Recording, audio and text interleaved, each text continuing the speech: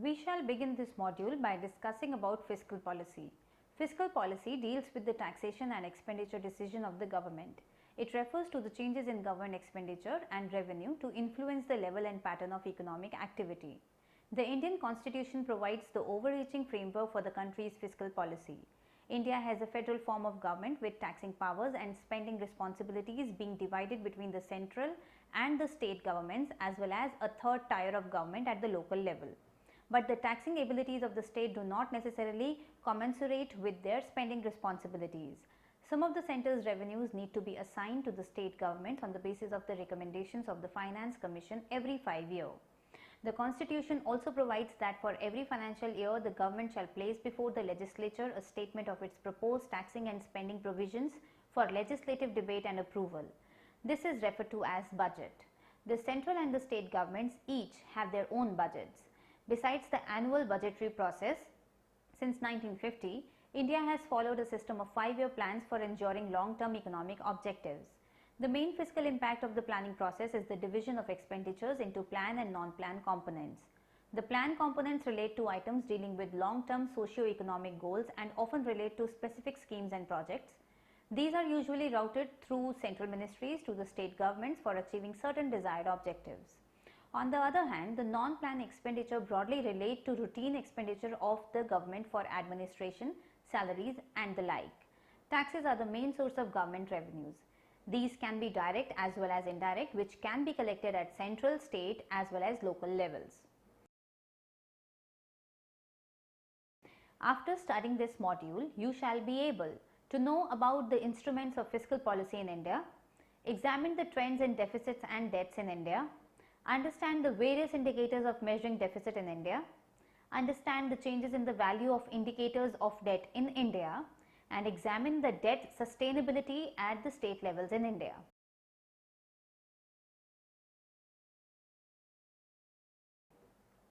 Let us now discuss the instruments of fiscal policy in India. Fiscal policy is an important constituent of the overall economic framework of a country and is therefore intimately linked with its general economic policy strategy. The main instruments of the fiscal policy include tax policy, expenditure policy, investment or disinvestment strategies, and debt or surplus management. The taxes are the main sources of government revenues. These can be direct taxes or indirect taxes. The direct taxes in India includes taxes on personal and corporate incomes, personal wealth, and professionals are direct taxes. In India, the main direct tax at the central level are the personal and corporate income tax levied through the Income Tax Act of 1961. Income taxes are levied on incomes from business and profession salaries, house property, gains, capital gains and other sources like interest and dividends. Other direct taxes include the wealth tax and the securities transaction tax, estate duty, gift tax, expenditure tax, fringe benefits tax, etc. Some of these taxes like the estate duty, fringe benefits etc. no longer exist currently. The state governments are vested with the power to tax agricultural income, land and buildings, sale of goods other than interstate and excise on alcohol. Some states charge a tax on professionals. Most local governments also charge property owners a tax on land and buildings. The indirect taxes are charged and collected from persons other than those who finally end up paying the tax. The current central level indirect taxes are the central excise duty, the service tax, the custom duty and the central sales tax on interstate sale of goods. The main state level indirect tax is the post manufacturing sales tax, that is the value added tax. Similarly, on expenditure side, both the plan and non-plan expenditures are divided among the central, state and the local governments. The central government is responsible for issues that usually concerns the country as a whole like national defense, foreign policy, railways, national highways, shipping, airways, post and telegraphs, foreign trade and banking. Whereas the state governments are responsible for the other items including law and order, agriculture, fisheries, water supply and irrigation and public health. Some items for which responsibility vested in both the center and the state includes forest, economic and social planning, education, trade unions and industrial disputes, price control and electricity. There is now increasing devolution of some powers to local governments at the city, town and village levels.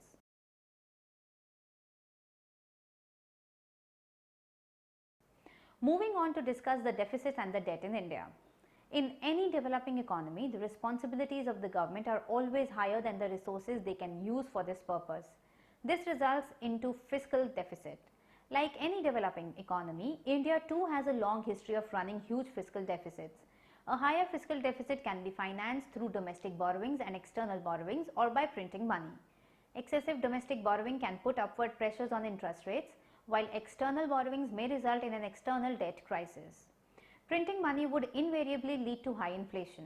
The relationship among fiscal deficit, debt and output growth and other macro targets is a much debated issue. The traditional view states that high fiscal deficits created through higher public investment may displace private investment or more generally expenditure. According to this argument, public investment driven fiscal deficits crowds out the private investment through an increase in the interest rate, which in turn discourages private investment and overall economic activity in a closed economy. However, the proponents of Keynes propagate the idea that high fiscal deficits are not unusual for developing economies, as governments use fiscal deficits to keep aggregate domestic demand at high levels in order to generate growth and employment. High fiscal deficits accelerate capital accumulation and growth. They argue that an increase in fiscal deficit due to public sector investment, especially in infrastructure, stimulates growth in the private sector. This is generally referred to as the positive crowding in impact of the fiscal deficit.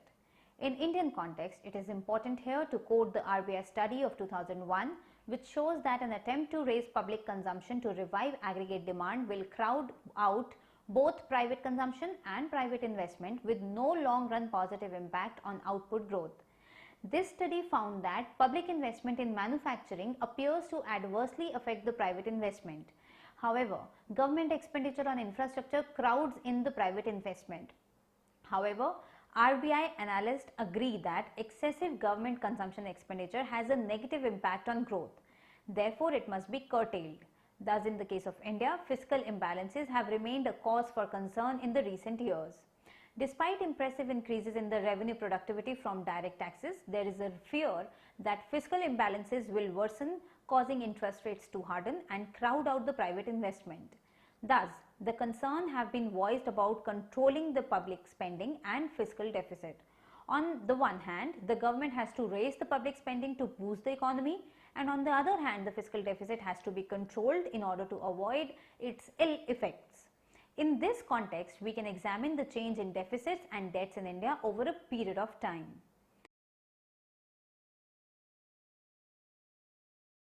Now we will discuss the indicators of deficit. At the beginning of 80s, the combined gross fiscal deficit of the center and the state was about 6%, which however increased to about 9% in 1990-91 and was almost the same in 2000-2001. This can be observed from the table. The table shows that during the last 5 years, the combined fiscal deficit of the center as well as the states has remained close to 7%. Actually, during 80s, along with the high external borrowings, a sustained increase in the combined revenue expenditure to stimulate demand, particularly in the service sector, caused the fiscal deficits to rise. This led to accumulation of debt at the unprecedented level, accounting for a large portion of the government revenue expenditure and creating a debt trap in 1980s. During the first half of the 1980s, these revenue expenditures averaged 18.5% of the GDP. In the second half, they rose to an average of 22.4%, with the bulk of the expansion coming under the heads of defense, interest payments, higher salaries and subsidies. A sharp increase in the government salaries and pensions in the next year halted the process of fiscal improvement until 2003-2004, when the government introduced the Fiscal Responsibility and Budget Management Act to control the fiscal deficit. According to this act, the Government of India is required to bring down its revenue deficit by 0.5% of GDP each year until it touched zero, and to reduce its fiscal deficit by 0.3% each year to level of 3% of GDP. However, there is a lot of disagreement among policymakers about targeting a zero revenue deficit in India, for the reason that it sounds unrealistic to achieve these targets without affecting the growth process. For a developing country, it is more desirable to target a small revenue surplus to finance capital formation, climbed from 4.1% of the GDP in 1990-91 to 3.2% in 2010-11, but rose steadily to 4.1% in 2011-12. In 2014-15, it declined to 2.6% of the GDP. However, the primary deficit is threatening debt sustainability in the country.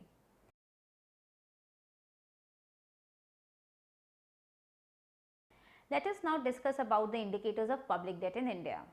The trends in fiscal deficit are also matched with the rising public debt levels. This can be observed from the table. The table shows that the combined debt of the central and the state governments, which averaged 56% of the GDP in 1980s, rose to about 63% in 1990 and climbed further to 71% in 2000-2001. A notable feature was the drastic reduction in the share of the external liabilities to GDP from 6.7% in 1980s to 3.1% in 2000-2001 and 2.9% in 2014-15. Actually, after the introduction of the FRBM Act, public debt in India had shown trends of steady decline, but in the post-crisis period, that is after 2008 and 9, there was a reversal of this trend. In 2014-15, though the total public debt is less than the average of 90s, but it is higher than the registered in 2010 and 11.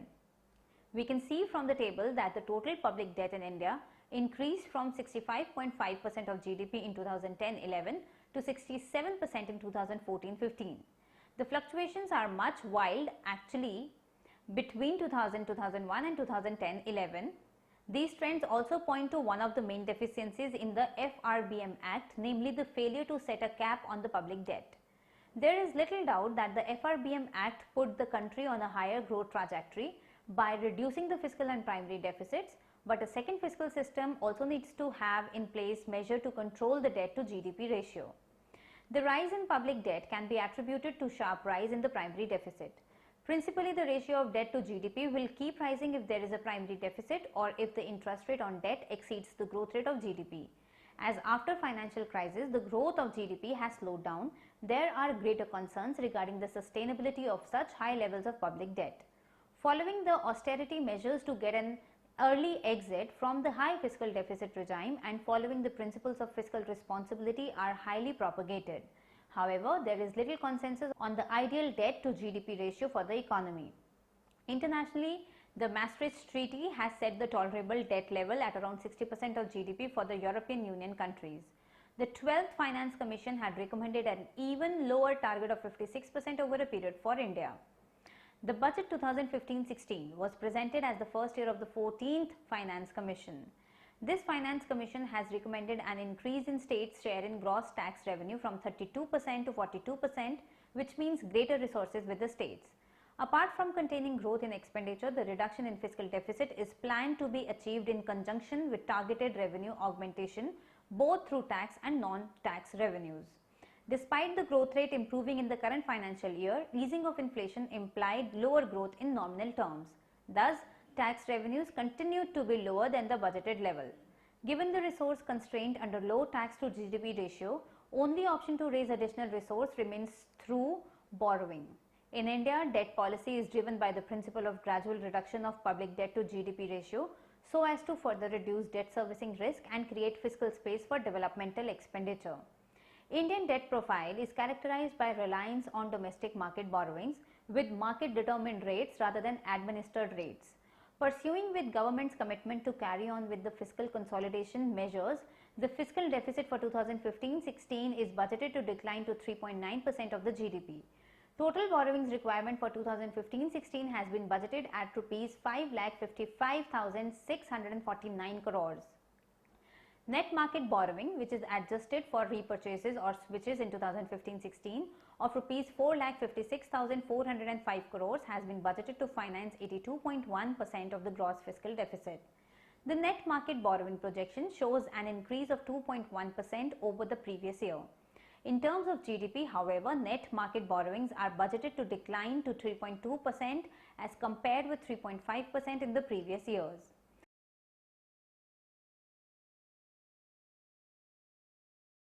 Moving on to discuss the debt sustainability at state level in India. The attempts of fiscal consolidation at the center also affect the fiscal situation at the state level. However, the growing economies need increasing public expenditure at the state as well as the central level. If the expenditure requirements of the state fall short of their own revenue receipts and intergovernmental transfers from the central government, then the states too have to rely upon the borrowings to meet their socio-economic targets. In India, the state governments often resort to borrowings to meet various development needs. The debt position of the state government in India, which deteriorated sharply between 1977-98 and 2003-4, has witnessed significant improvement since 2004 and 5, reflecting the impact of both favorable macroeconomic conditions and policy efforts by the central and the state governments. Despite the improvements in the debt position of the state government in India in the last decade, the recent growth slowdown and volatility in the financial markets have raised fresh concerns about their financial health. Actually, the state government finances in India have exhibited signs of fiscal stress after the mid-80s. This can be observed from the table. The table shows that the average debt to GDP ratio of all the states has increased from 18.3% for the period 1980-81 to 20.8% during the period 1992-93 to 1996-97.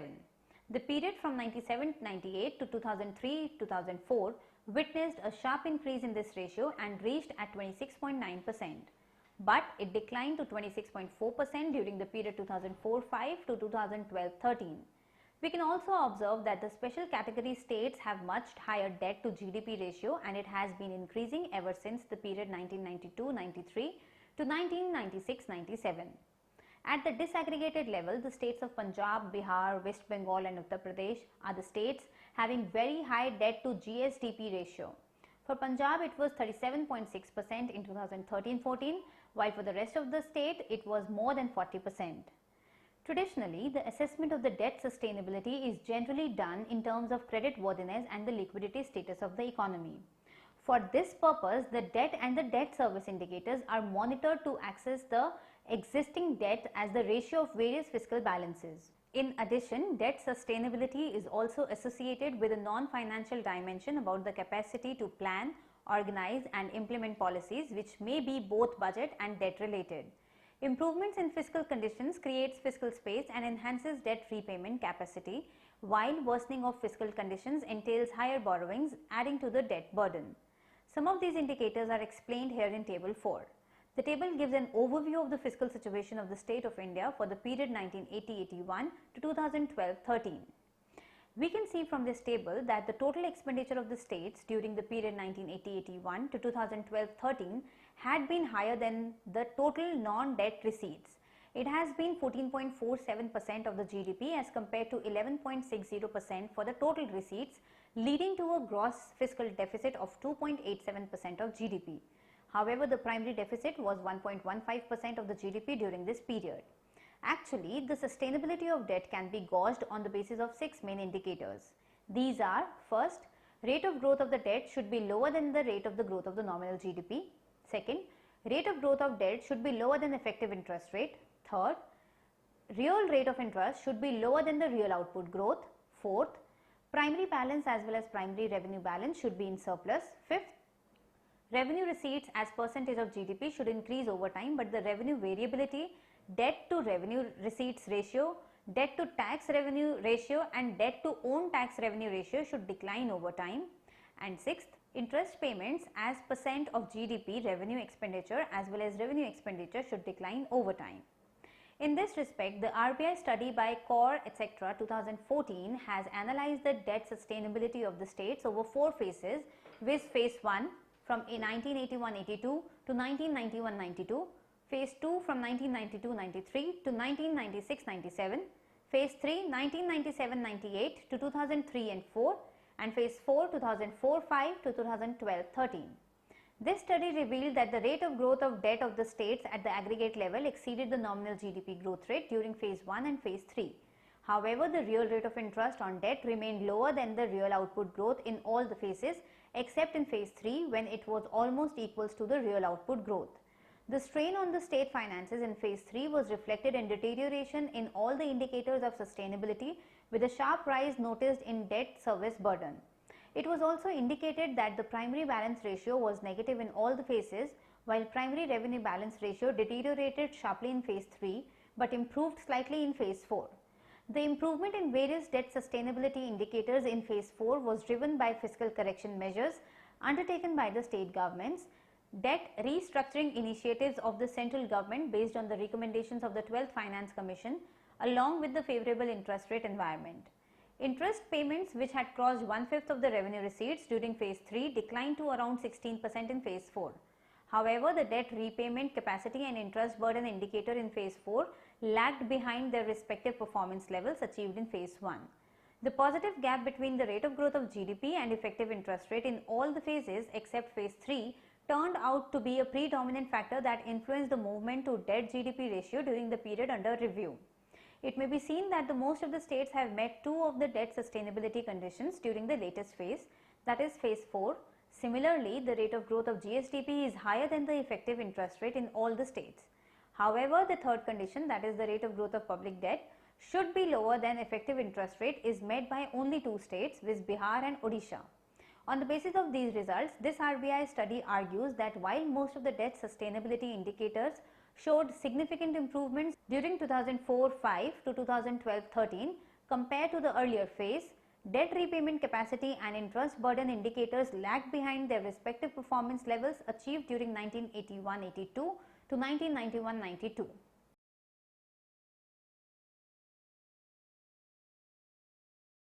Let us now recapitulate or summarize what we have learnt in this module.